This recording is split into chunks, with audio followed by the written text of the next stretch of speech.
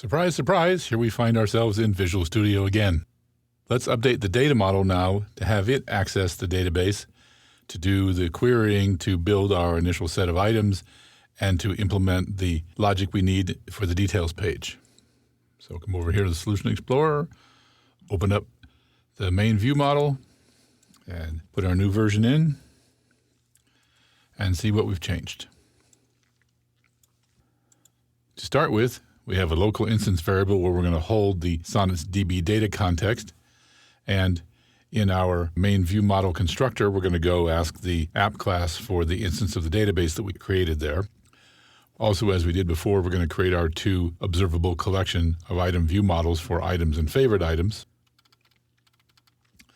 All that remains the same. What's going to change now is the logic inside load data. So instead of looking at the data that we got from XML, which is what we did before, we're simply going to query the database for the sonnets.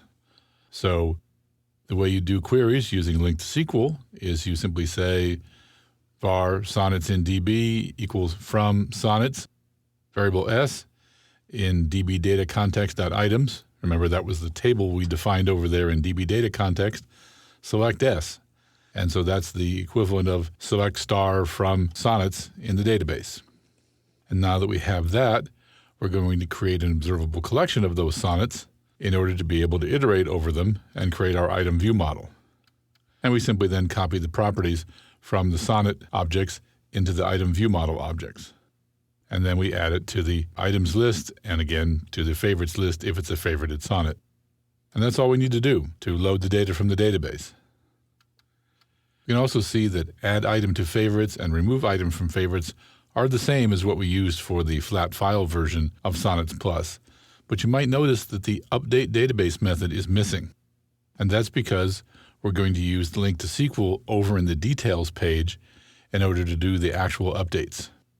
We don't need to do the updates here because we're not managing the XML file anymore. So let's move on to updating the details page and fire this puppy up and see if it runs.